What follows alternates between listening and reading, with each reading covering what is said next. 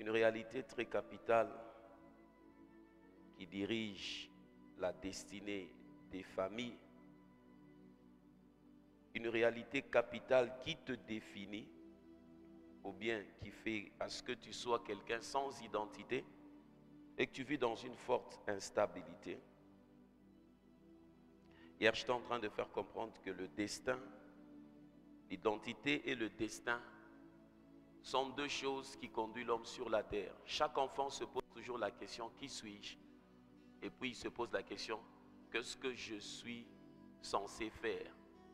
La question de l'identité, c'est qui suis-je? Qu'est-ce que je suis censé faire? C'est la question du destin. Pourquoi suis-je sur la terre et qu'est-ce que je suis censé faire? C'est la famille qui permet à ce que la personne puisse avoir la réponse à ces deux choses. Beaucoup de gens sortent des familles et ils sont perturbés dans tous les sens parce que simplement,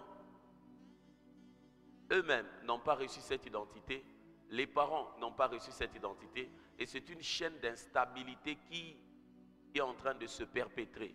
Une chaîne d'identité qui est en train de se perpétrer. Une chaîne d'identité qui est en train de se perpétrer. Alors, j'ai parlé de voici comment les familles construisent un héritage multigénérationnel.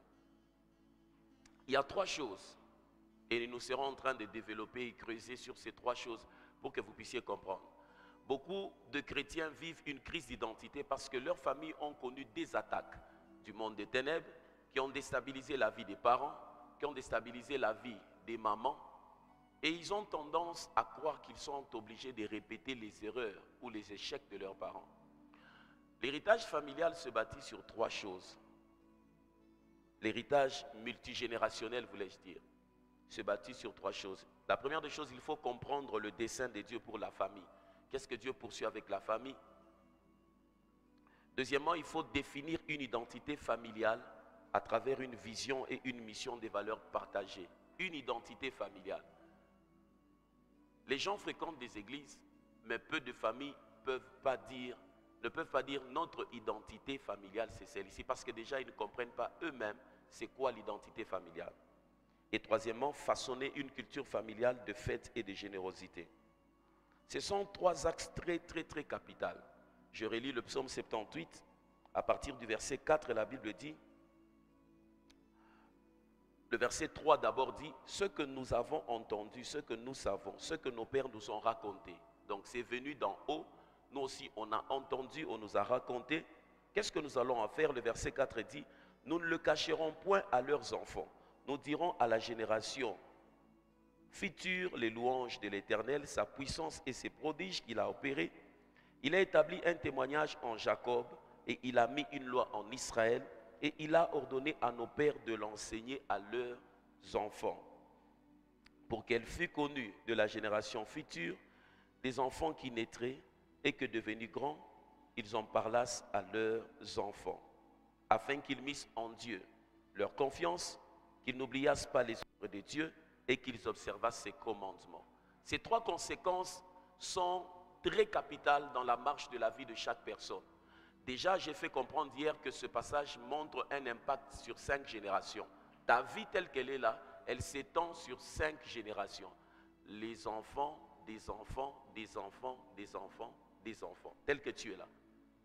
Et pour qu'ils puissent mettre leur confiance en Dieu après toi, pour qu'ils puissent retenir les œuvres de l'Éternel et qu'ils observent ses commandements, c'est de cette manière que intentionnellement tu dois travailler à bâtir l'héritage multigénérationnel. Dieu souhaite que les familles aient une influence durable génération après génération. Et si tu n'avais pas noté cette phrase, je fais comprendre ceci. Lorsqu'une famille a une vision claire et son objectif, c'est qu'elle poursuit. Elle fait deux choses. Elle vit à travers des pratiques intentionnelles. Et ce sont ces pratiques intentionnelles qui vont façonner la culture de la famille. Quand on parle des pratiques intentionnelles, ils ont opté un mode de vie, non pas hasardeux. Ils savent que nous devons jeûner, nous devons s'aimer, nous devons prier en langue. Ils adoptent un mode de pratique intentionnelle pour façonner la culture. Alors quand nous parlons de l'identité familiale, c'est quoi l'identité familiale? Et comment elle se construit? Quand la Bible dit, nous ne cacherons pas à nos enfants, nous dirons des louanges, sa puissance et ses prodiges. C'est quoi l'identité familiale?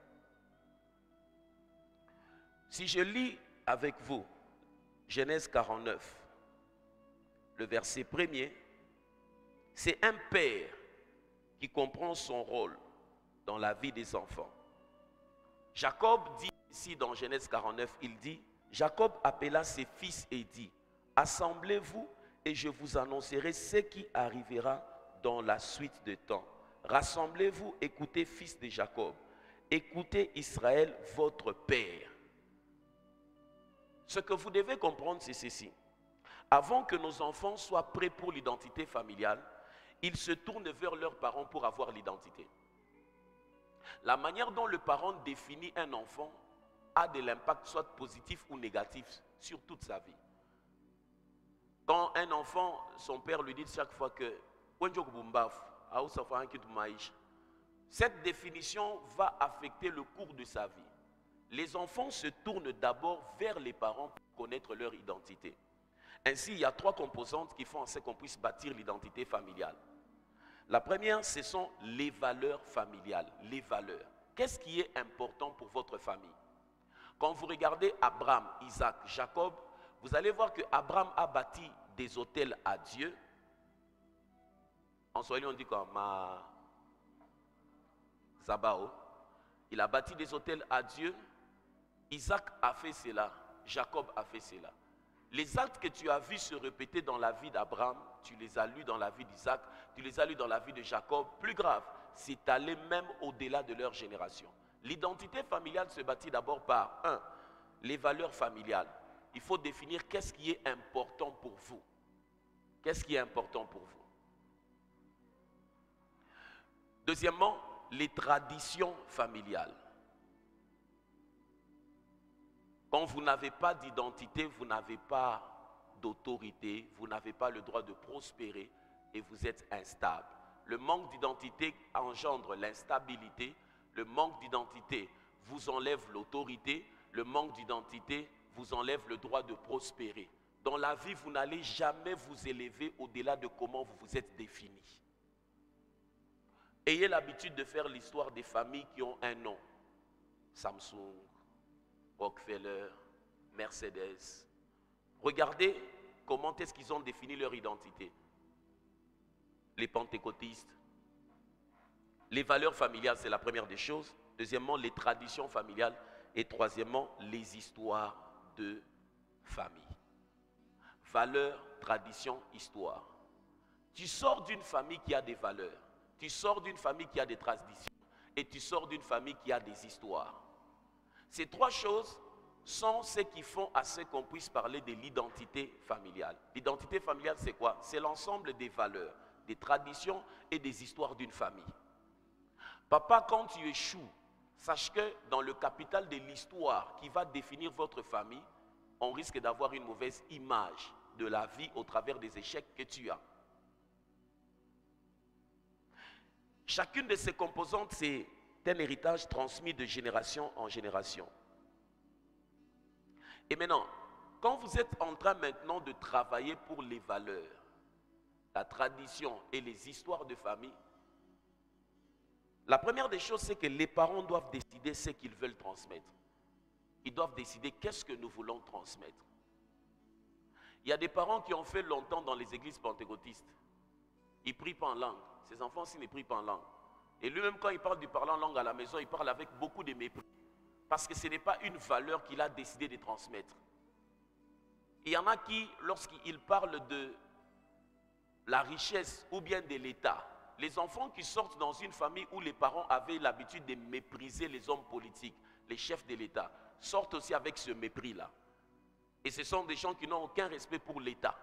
Et ce sont des gens, quand ils accèdent à des postes, ils ne peuvent pas construire, ils vont détruire.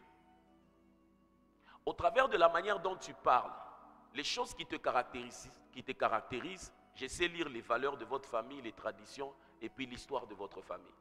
Il y a des gens qui ont peur de faire des affaires parce que chez eux, personne n'a réussi dans les affaires.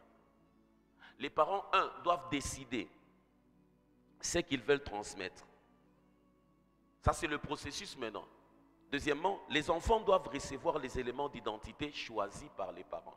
Les parents décident et puis les enfants maintenant choisissent de recevoir ces éléments.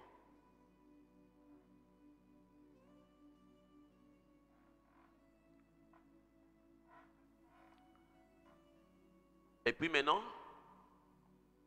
la troisième des choses, c'est que les enfants décident maintenant quelle partie de cette identité ils vont conserver ou abandonner. C'est ça le processus. Quand vous êtes en train de bâtir l'identité familiale, vous direz à vos enfants, pour qu'ils disent aux enfants de vos enfants, les raisons qu'ils ont de louer Dieu. Vous leur direz sa puissance, vous leur direz ses louanges, vous leur direz ses prodiges. Vous bâtissez l'identité familiale autour de 3 composantes. Les valeurs, deuxièmement, les traditions, troisièmement, les histoires de votre famille. Vos échecs sont une histoire qui va engendrer l'incrédulité. Vos victoires sont un capital qui va bâtir la foi. C'est comme ça le Dieu d'Abraham, le Dieu d'Isaac, le Dieu de Jacob, les dieux de victoire de notre grand-père Abraham, les dieux de victoire de notre grand-père Isaac, le Dieu de victoire de notre grand-père Jacob. Et les enfants maintenant vont décider ce qu'ils vont conserver ou abandonner. C'est à ce niveau où le passage de la Bible qui dit « Instruis l'enfant selon la voie qu'il doit suivre ». Et puis on dit « Même quand il sera vieux, il ne s'en détournera pas ». Proverbe combien? 22, 6. Proverbe 22, 6. Instruis l'enfant selon la voie qu'il doit suivre, et quand il sera vieux, il ne s'en détournera pas. Français courant. Instruis l'enfant, et quand il sera vieux. Quelle est la chose qui peut être conservée par un homme de l'enfance à la vieillesse? Ce sont les valeurs, les traditions et les histoires de famille. Français courant. Donne de bonnes habitudes à l'enfant dès l'entrée de sa vie. Il les conservera jusque dans sa vieillesse. Donne de bonnes habitudes. Dis avec moi, habitudes. C'est ce qui façonne l'homme. Donc, tout ce que tu fais, au fait, tu veux donner des bonnes habitudes. Des choses qu'il va faire quotidiennement afin de le définir.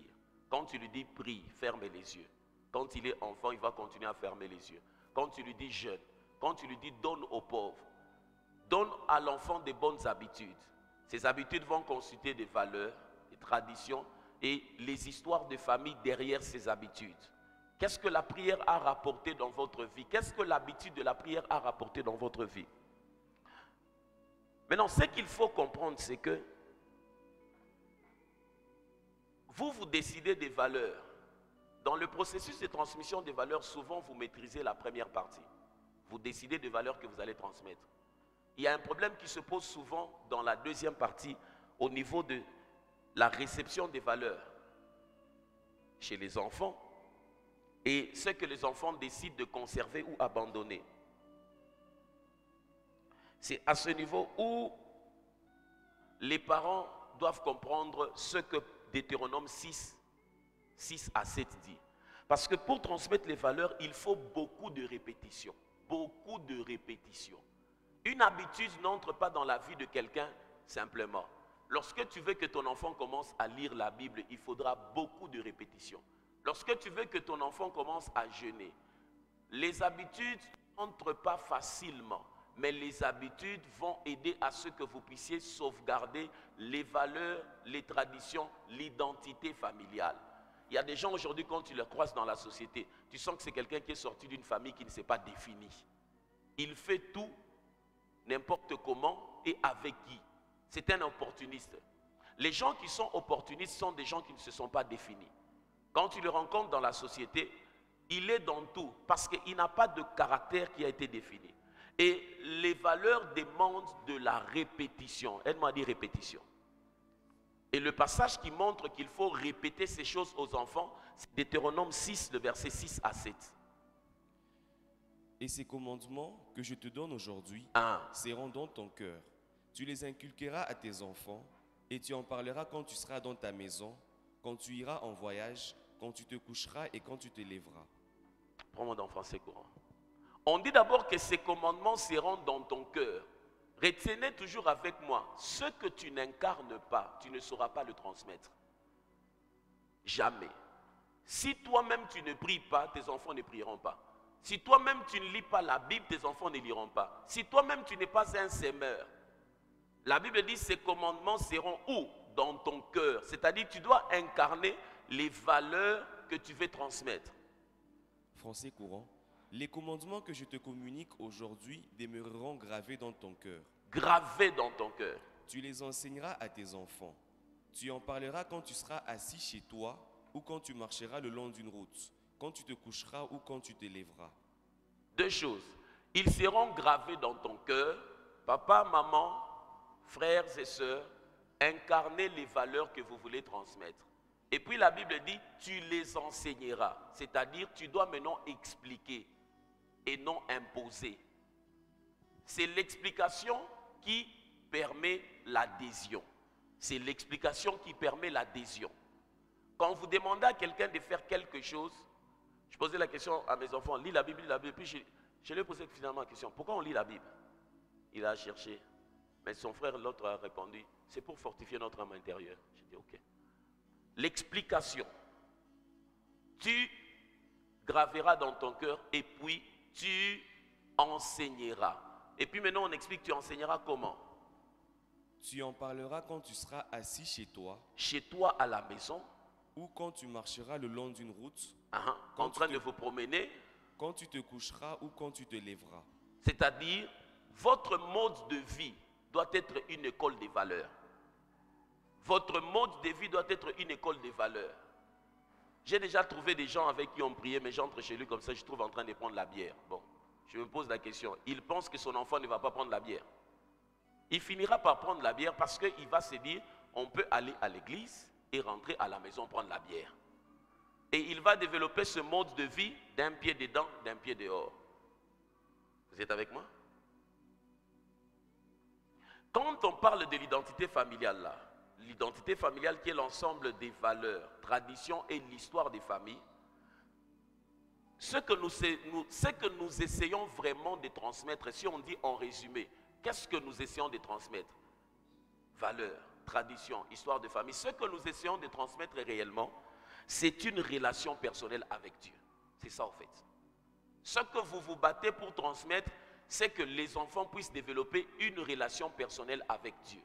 Maintenant, comment veux-tu que des gens puissent avoir une relation personnelle avec Dieu quand toi, tu n'as pas une relation personnelle avec Dieu? La Bible dit, tu le graveras dans ton cœur. Ce que tu incarnes, tu le transmets facilement. Mais ce que tu n'incarnes pas, tu ne le transmets pas. On va voir alors la vie de Jacob. La vie de Jacob s'étend de Genèse 25, 19 jusqu'à Genèse 49. C'est le mode de vie d'un père ou d'une femme qui est à la tête d'une famille qui est en train de travailler pour transmettre ou définir l'identité de sa famille. Chaque chose que vous affrontez est une opportunité de bâtir une foi et un héritage. Vous êtes avec moi? Chaque chose que vous affrontez, la manière dont tu as étudié, c'est l'histoire de famille, ça va faire partie de l'identité. Quand tu parleras à tes enfants, ils vont comprendre que Dieu peut nous soutenir aussi. Ainsi, lorsque vous parvenez au sommet par des mauvaises voies, que direz-vous à vos enfants? Comment allez-vous expliquer là où vous êtes arrivé? Comment allez-vous expliquer? C'est à ce niveau où, quand la Bible dit, vous amassez des richesses, les richesses injustes sont amassées pour le juste. Votre père est monté par la fraude, par l'escroquerie, par le meurtre. Votre maman est montée par tout ce qui est sale. Maintenant, quand on vous transmet un héritage sale, l'héritage n'est conservé que par le type de mentalité qu'il a engendré. Il ne peut pas être conservé au-delà des valeurs qu'il a engendrées. Voilà pourquoi beaucoup de gens perdent l'héritage. Genèse 25, 19. Les choses que tu affrontes, c'est une école, c'est un cahier sur lequel tu es en train d'écrire les valeurs, les traditions et l'histoire qui va constituer l'identité familiale, qui va aider tes enfants à avoir une identité et un destin. Genèse 25, le verset 19. Voici la postérité d'Isaac, fils d'Abraham. Abraham engendra Isaac. Isaac était âgé de 40 ans quand il prit pour femme Rebecca, fille de Bethuel, l'araméen de Padam Aram, et sœur de Laban l'araméen. Isaac implora l'Éternel pour sa femme, car elle était stérile. On dit déjà, Isaac implora l'Éternel pour sa femme. Abraham engendra Isaac, il se marie. Isaac implora. Où est-ce que Isaac a appris qu'on doit implorer Dieu face à des choses pareilles? Il a appris ça d'où? De son père. Isaac implora l'Éternel pour sa femme, car elle était stérile. Parce que dans l'histoire d'Abraham, il y a eu la stérilité qui a été résolue par la prière. C'est dans l'épisode où ils étaient chez Abimelech. Quand ils sont rencontrés que Abimelech avait voulu prendre Sarah pour femme, la Bible dit que la maison d'Abimelech et lui et ses serviteurs et ses animaux avaient été frappés de stérilité. La clé qui a dégagé la fécondité, c'était la prière. Et dans l'histoire de la famille, comme eux ont l'habitude de raconter les réussites avec Dieu, je crois qu'il a eu à raconter ça à Isaac. Parce que si un enfant prie face à quelque chose, il a appris ça de son père. Et l'Éternel l'exauça. Rebecca, sa femme, devint enceinte. Les enfants se heurtaient dans son sein et elle dit, « S'il en est ainsi, pourquoi suis-je enceinte ?» Elle alla consulter l'Éternel. Et l'Éternel lui dit, « 2 nations sont dans ton ventre. » Qui est allé consulter l'Éternel? Rebecca. Toutes ces personnes font ce qu'elles ont vu faire. Il y en a qui, quand ils ont un problème, vous avez entendu, ils vont consulter les devins. Ils ne forcent pas parce que chez eux, c'est comme ça. Chez eux, c'est comme ça. Chers frères, sœurs dans le Seigneur, quand vous n'avez pas une histoire de prière exaucée, la foi de vos enfants sera faible. Vous devez vous battre en prière pour avoir des témoignages disant, tu vois la maison que j'ai construite. J'ai cherché de l'argent, j'avais eu à prier, Dieu m'a donné ceci. Je construisais, il y avait un problème qui s'est posé, mais dans la prière, Dieu avait pourvu ceci. Le jour où il se retrouve dans le même contexte, il fera la même chose parce que ça a marché pour toi. C'est là-bas où la Bible dit, Dieu, il est le même. Hier, aujourd'hui et éternellement. C'est-à-dire, la force de Dieu est puissante de manière générationnelle. Voisin, fais un effort pour avoir des prières exaucées. C'est un héritage sûr pour tes enfants. Alléluia. Continue la lecture. Et l'Éternel lui dit, 2 nations sont dans ton ventre, et 2 peuples se sépareront au sortir de tes entrailles. Je vais continuer à commenter ça demain. Maintenant, quand vous lisez la vie de Jacob, une vie vécue pour bâtir une identité, le résumé de la vie de Jacob, c'est quoi? Laissez Dieu prendre le contrôle de votre vie. Un parent qui veut bâtir une identité familiale doit se dire, Dieu prend le contrôle de ma vie. Parce que c'est les marques de Dieu dans ta vie qui va sauvegarder la foi de tes enfants en Dieu. Il faut retenir avec moi, c'est qu'il faut une crise dans votre vie pour qu'il puisse y avoir un changement. Mais cette crise, c'est une opportunité de découvrir Dieu. Parce que tu ne peux pas imposer ou bien communiquer aux enfants un Dieu que toi-même tu n'as pas expérimenté. Quand tu parles de Dieu à tes enfants, sans une expérience avec Dieu, ça sera faible. Mais quand tu parles de Dieu à tes enfants, avec une expérience, des temps de prière, des montées, des retraites, tu ne transmets pas une information, mais tu transmets une vie. Et le processus que Jacob a eu à l'école de Dieu, dans lequel beaucoup de parents passent, depuis leur enfance jusqu'à grandissant, ils n'ont pas fait attention. Il y a 5 choses dans le processus que Dieu poursuit avec toi, parce que ta vie s'étend de manière générationnelle. Dans le processus, quand vous lisez l'histoire de Jacob, de Genèse 25 jusqu'à Genèse 45, tous ces chapitres, la première des choses, c'est que quand Dieu vous façonne pour que vous puissiez engendrer des valeurs, des traditions et une histoire qui va constituer la foi des enfants, vous n'aurez plus d'option si ce n'est que Dieu. Vous n'aurez plus d'option si ce n'est que Dieu. Tu te rends compte que tu es devant un mur qui t'impose de prier. C'est la première des choses. À tout celui que tu rencontres qu'il n'a pas d'option, et que tu connais qu'il est chrétien, dis-lui, tu es à l'école de Dieu pour engendrer des valeurs qui vont aider les gens. Si tu échoues maintenant, tu échoues pour plusieurs générations. Si tu réussis maintenant, tu réussis pour plusieurs générations. Un homme a dit, vous ne saurez jamais que Dieu est tout ce dont vous avez besoin tant qu'il ne sera pas tout ce que vous avez. Vous ne saurez jamais que Dieu est tout ce dont vous avez besoin tant qu'il ne sera pas tout ce que vous avez. La deuxième des choses, quand vous n'avez plus d'options, la deuxième des choses, alors nous faisons face à Dieu seul. C'est là où tu vois quelqu'un te dire, je pars d'abord prier. C'est là où Jacob, la Bible dit, Jacob demeura seul. Il a renvoyé tous les camps. Vous avez lu ça? Jacob demeura seul. Pourquoi? Il n'avait plus d'options. Il y a des gens, il n'a plus d'options pour payer les études, elle va se prostituer. Il n'a plus d'options pour faire telle chose, il va escroquer. La solution que tu as face à un défi aidera générationnellement les gens, ou soit va faire à ce qu'ils soient incrédules de manière générationnelle. Plus d'options. À tous ceux qui n'ont plus d'options, qui sont chrétiens, ils sont à l'école de Dieu pour bâtir un héritage de foi générationnelle. Affrontez cette chose avec Dieu et vous allez aider les gens. Quand tu célèbres tes victoires la tête haute, tu te dis que mes enfants vont réussir. Nous faisons face à Dieu seul. La troisième des choses, nous perdons notre vie. Dans l'histoire de Jacob, nous perdons notre vie. Nous perdons notre vie. Quand j'ai dit nous perdons notre vie, c'est-à-dire nous ne nous définissons plus par rapport à nos forces.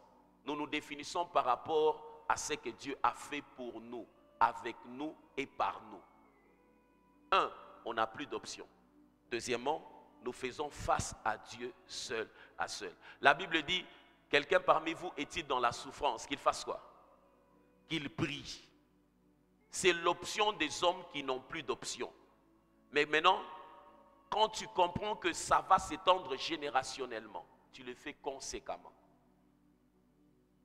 Quatrièmement, quand on n'a plus d'options, quand nous faisons face à Dieu seul, nous perdons notre vie. La quatrième des choses maintenant, Dieu nous brise au bon endroit. C'est là-bas maintenant où Dieu nous brise au bon endroit. Pourquoi Dieu nous brise au bon endroit? Pour que nous puissions nous focaliser sur sa bénédiction. C'est ce qui se passe quand Jacob est en train de lutter avec Dieu. La seule chose, Jacob a dit, bénis-moi. Je n'ai besoin de rien d'autre si ce n'est que de ta bénédiction. La bénédiction, c'est-à-dire, donne-moi le pouvoir de prospérer. Quand on dit, soyez bénis, c'est-à-dire, recevez le pouvoir de prospérer. Jacob dit, bénis-moi.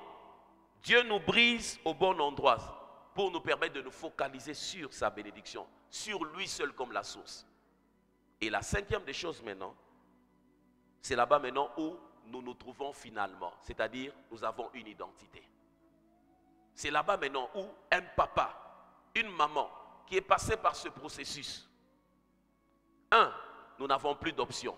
Dieu est ma seule option. Deuxièmement, je fais maintenant, comme Dieu est ma seule option, je fais face à Dieu. Troisièmement, je perds ma vie. Je ne me définis plus par rapport à mes avoirs. Quand tu commences à faire face à Dieu, seul à seul, ton moi diminue. Tu deviens plus conscient du soutien de Dieu que du soutien des hommes. Un homme ne peut pas prier sincèrement quand il n'a pas rencontré des limites. Un homme qui est conscient de ses limites et de l'apport de Dieu a la prière comme première option. La prière ne sera pas une deuxième option. Ce n'est pas les gens des gens. Il y a des gens, quand il est face à un problème, ils commencent à chercher des numéros de téléphone. Mais il y a des gens, ils regardent même son numéro de téléphone. Les numéros de téléphone ne vont pas les aider. Il se met à genoux. Il va en retraite. Il va à la montagne. J'ai vu des étudiants partir à la montagne prier parce que c'était la seule option. Dans leur famille, il n'y avait personne qui devait payer pour les études. Dans leur famille, il n'y avait pas de grands frères. Et tous étaient des pauvres. Ils se sont dit, allons chercher Dieu. Nous n'avons plus d'options. Nous faisons face à Dieu. Nous perdons notre vie. Dieu nous brise au bon endroit. Ainsi, nous nous retrouvons. Finalement, nous avons l'identité. Chers parents, qu'est-ce que vous affrontez aujourd'hui? Ce matin, quand tu seras seul à seul avec Dieu dans ce moment, Regarde tous les défis que tu es en train d'affronter et dis à Dieu, donne-moi la victoire pour que mes enfants continuent à te faire confiance après moi. Ça, c'est la prière d'un homme qui a compris comment les choses se fonctionnent. Quand le diable combat les papas, mamans, le diable vise la foi générationnelle. On peut relire le psaume 78, 4 à 8. Chaque matin, relis cela. Et puis, dis-toi, quel est le défi qui persiste encore? Quel est le défi qui persiste encore? Chaque fois que tu l'affrontes avec Dieu, tu aides la foi de tes enfants. Vous êtes dans le psaume 78, 4 à 8. Si vous y êtes, donnez-moi un amen. Nous allons le lire et un père, une mère responsable va prier. Un jeune homme qui comprend qu'il sera papa. Une femme qui comprend qu'elle sera maman. Elle prie maintenant. 1, 2, 3.